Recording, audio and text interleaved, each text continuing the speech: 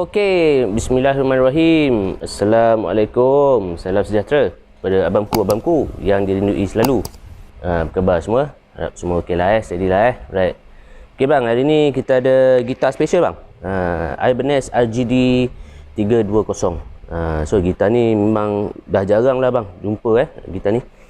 Okey, jadi istimewa gitar ni, dia punya scale dia panjang. Panjang sikit 1 inci daripada gitar-gitar biasa. Daripada dia kalau nak compare dengan Ibanez RG, nak compare dengan Ibanez Jam Junior, yang ni dia panjang sikit.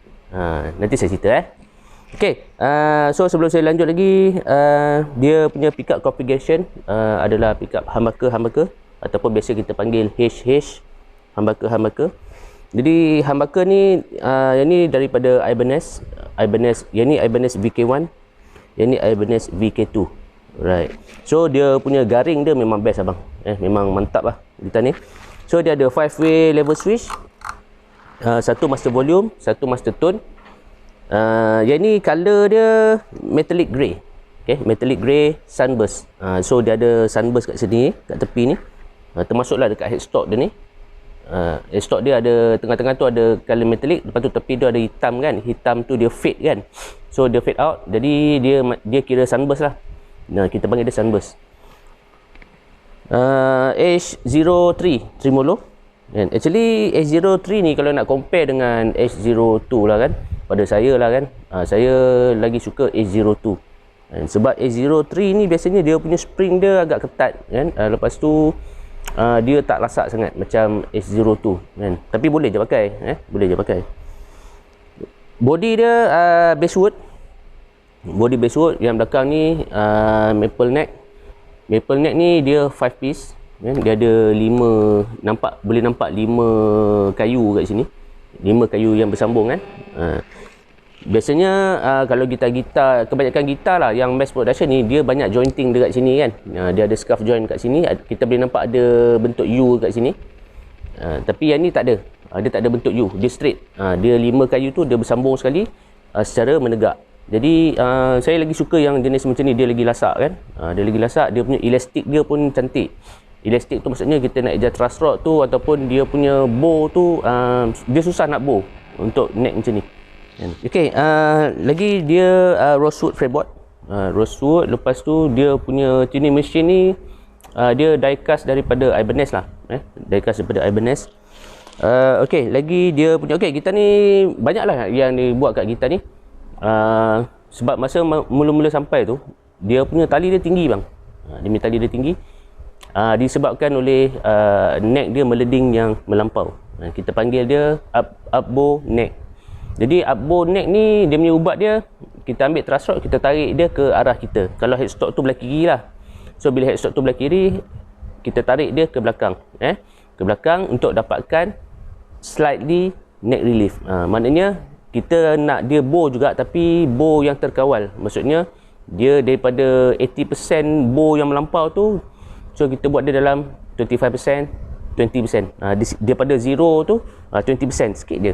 Kita nak macam tu. Jadi size fret dia extra jumbo. Size fret dia extra jumbo. Dan gitar ni kalau macam untuk permainan macam saya ni, banyak main bending, agak kurang sesuai. Sebab apa? Sebab dia ada sangkut paut dengan dia punya scale. Okay, kalau macam Ibanez RG, Fender, Gibson, dia punya scale dia tak sama kan. Fender ada yang 21 fret, ada yang 22 fret. Gibson 22 fret. Macam Ibanez RG 24 fret. Macam yang ni pun 24 fret, tapi dia panjang lagi sikit. Jadi ini bermaksud setiap fret ni, setiap fret spacing ni, setiap petak ni lah, nak bagi senang faham, setiap petak ni dia agak besar sikit daripada yang common punya fretboard scale biasa kan. Dia panjang sikit. Dia ada rasa bang, dia punya beza dia kan. Dia punya beza dia daripada segi dentingan tadi dan ergonomik permainan. Dia punya playability dia tu agak macam saya ni kurang sesuai sangat kan. Bukan maksud tak boleh main, boleh main, tapi saya susah nak main gitar ni sebab dia long scale. Kalau macam RG, Ibanez RG tu dia punya scale dia dalam 25.75. Jadi yang ni scale dia 26.5. Dia dalam 1 inci lebih kan. Dia panjang sikit ke belakang. Jadi dia punya petak ni besar. Jadi bila dia petak ni besar, kalau saya nak bend kan,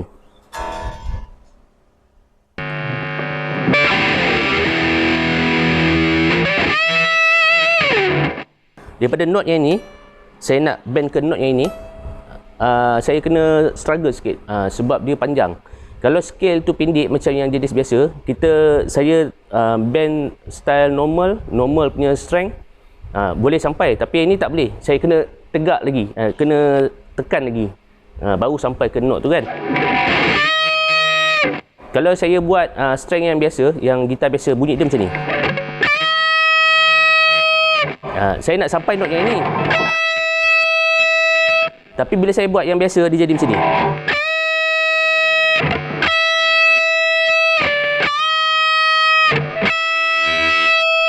Jadi untuk sampai pitch yang saya nak tu, saya kena bend. Tu lagi penat sikit lah kan, sebab dia scale dia panjang. Bila scale dia panjang tu, dia punya intonation dia pun agak lain sikit. Dia punya shader ni tak sama macam yang biasa. Shader dia kena lagi ke depan lagi, supaya scale dia balance kan. Okay, so sebut pasal scale ni, ramailah yang tanya saya kan, dia tak faham nak buat intonation scale macam mana kan. Jadi saya beritahu secara umum lah sebab saya pun tengah ada benda nak kejar ni. Okey, so scale ni kita kira daripada nut ni sampai ke saddle. Kan? Nut ni sampai ke saddle. Jadi keseluruhan ni saya ambil gitar yang scale dia 25.5 lah So daripada sini ke sini, kita bukan ambil daripada tuning machine ni sampai ke bridge ni, bukan, ataupun daripada hujung headstock sampai ke sini, bukan. Kita kira scale tu daripada hujung nut ni, permulaan nut ni permulaan saddle ni sampailah ke nut ni. Kita ambil ke situ. Okey, so daripada sini ke sini 25.5 Jadi 25.5 tu kita bahagi dua. Kita bagi dua. Jadi bila kita open string, dia tuning dia okey kan. So itu adalah scale tali ni lah. Scale tali ni. So tuning dia okey. Tapi walau macam mana pun, setiap tali ni berlainan gauge, berlainan size. Jadi bila berlainan size tu, dia memerlukan macam contoh tali 6. So tali 6 ni kalau kita buat 25.5 scale, bila kita tekan kat sini dia akan jadi flat. So kita kena bagi dia panjang sikit. Maybe dalam 25.77 macam tu kan, bagi dia panjang sikit. Baru dia dapat balance. Sebab tali yang besar ni makin kita betik, makin besar dia punya vibrate, dan dia punya tensioning dia tak sama macam tali yang kecil. Tali kecil kita betik dia dah ting-ting kan. Kalau tali besar ni lain, kita kena tarik dia panjang sikit, baru dapat dia punya intonation tu. So maknanya intonation tu daripada fret 13 sampai saddle ni. Ini intonation. Sebab tu bila kita main sini okey, main sini lagi. Sebab apa? Panjang daripada sini sampai sini dia tak optimum. Dia kena tarik sikit. Sebab tu kita tengok ada saddle kat sini yang proper intonation, ada depan belakang, ada depan belakang, macam tu kan. Dia kalau straight sama je tu tak betul bang. Dia punya skala tali tu tak berapa betul. Walaupun dia punya scale dia betul, tapi kita cerita sekarang ni adalah skala untuk intonation. Maknanya dia bagi dua tu, dia tak tally dengan size gauge. Right. Okay, so okay, ni sound dia.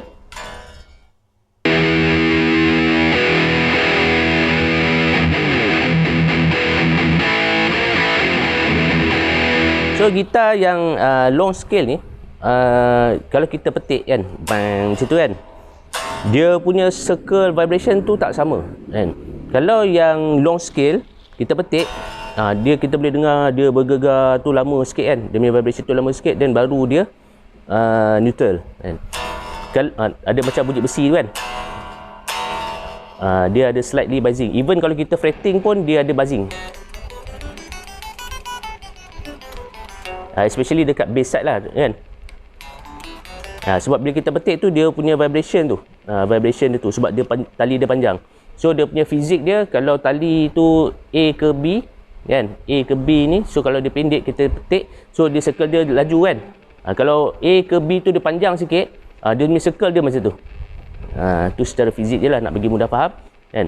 Tapi dia punya tone dia memang best lah kan. Tone yang dikeluarkan tu memang best.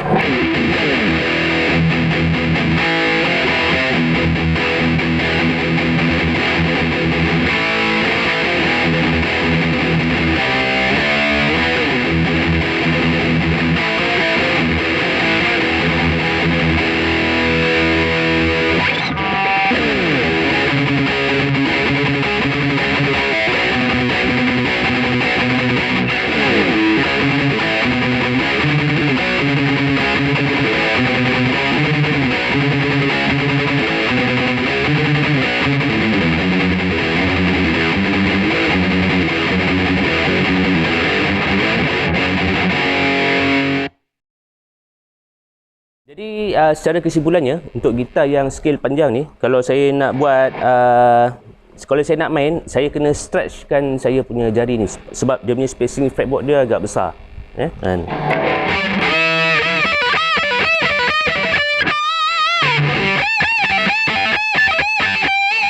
Jadi dia affect pada saya punya permainan. Bunyi kotor, solo tu jari tak tepat, dia macam itulah. Bukan nak kata gitar ni tak sedap, bukan. Saya nak beritahu kat sini dia punya saya ni tak sesuai untuk gitar yang scale dia panjang. Tapi kalau macam untuk yang main riffing, untuk yang main shred, yang jari dia panjang-panjang tu, gitar ni sesuai lah kan. Macam saya tak boleh, jari saya halus. Memang tak boleh lah main gitar macam ni kan, tak selesa. Saya rasa macam susah nak main gitar ni kan, sebab dia besar sangat. Okey, dia punya jenis sambungan bolt-on sistem dia daripada neck ke body ni. Okey, yang ni kita panggil dia all access neck joint, AANJ. Okey. So all access neck joint ni apa maksud dia? Maksud dia adalah dia punya sistem dia ni dia panggil AANJ kan. AANJ ni neck pocket ni, dan kalau kita tengok dengan gitar biasa macam Fender ataupun kita tengok gitar Ibanez Geo dan kebanyakan gitar-gitar super straight yang lain lah, Yamaha dan sebagainya. So dia ada plate besi dekat belakang ni kan. Okey. Jadi bila ada plate besi tu, dia punya neck heel kat belakang ni biasanya dia tebal. Jadi bila dia tebal tu, ada setengah orang tu dia susah nak main. Dia susah nak main pasal dia tebal kan. Jadi dia tak boleh nak reach dekat belakang ni. Tapi kalau kita tengok gitar-gitar Ibanez, kebanyakannya dia especially RG lah, RG premium ke kan, memang dia akan pakai all access joint macam ni. Maknanya neck heel tu dia sekali dengan bolt on kan. Dalam screw bolt on ni, dalam neck pocket ni dia ada housing untuk screw bolt on. So dia ada chamfer dekat sini. Maknanya dia macam ni, lepas tu dia ada landai macam ni kan. So bila dia landai tu, jari kita boleh akses ke semua note dekat dalam ni. Senang, sangat-sangat senang. Itulah jadi itulah inovasi yang terbaik lah untuk daripada Japan yang dia buat untuk gitar-gitar keluaran diorang kan. Memang memudahkan kita untuk solo dekat atas ni kan.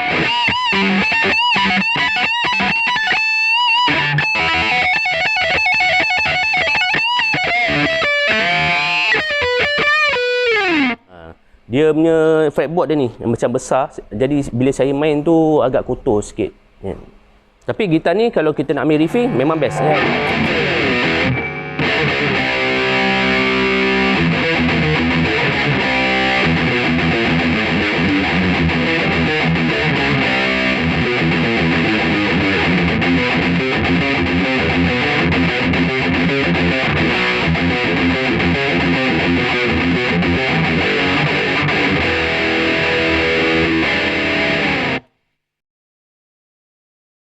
Okey, kita dengar sound clean dia.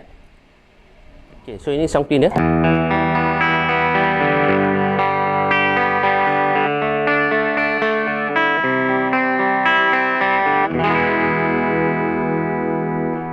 Neck pickup.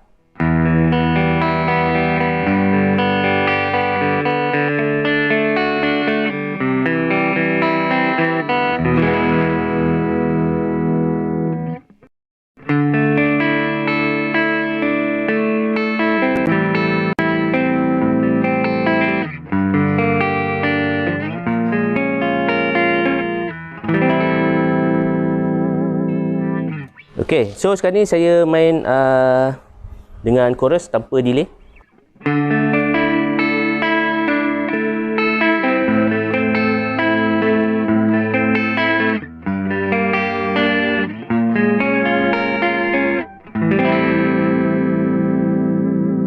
Alright, yang tadi tu neck pickup, sekarang ni saya main bridge pickup.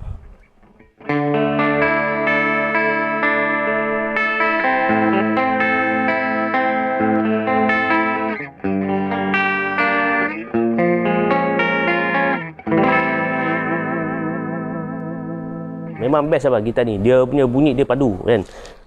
Right, sekarang ni saya main dengan delay.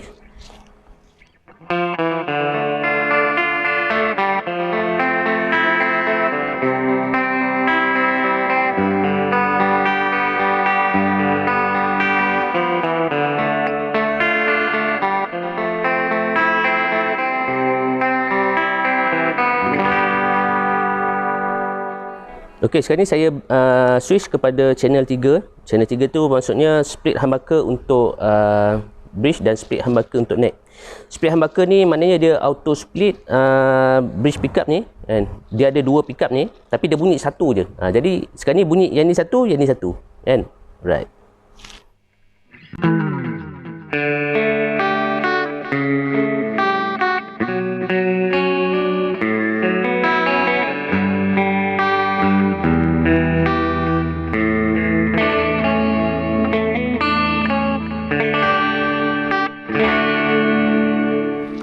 Okey, sekarang ni auto split untuk neck humbucker. Maknanya neck ni bunyi dia satu pickup je.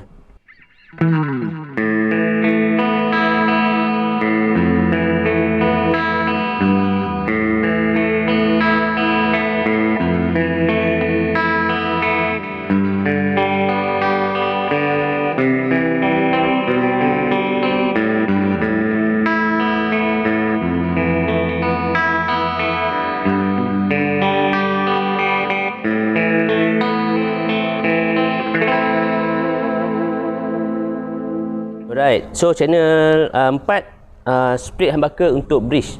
Okay, maknanya bridge ni ada dua pickup, so kita pakai satu je. So bunyi dia.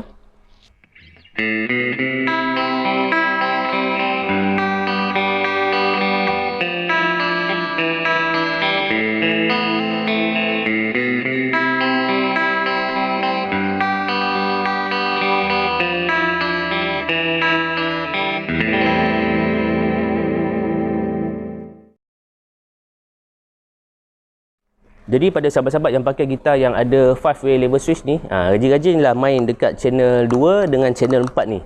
Bunyi tu best bang. Gitar ni kalau nak kira-kira dia kan lebih daripada 10 bunyi bang. Tone dia tu kan. Boleh buat eksperimen lah, main tone sikit kan. Kalau main tone bunyi dia lain pula kan.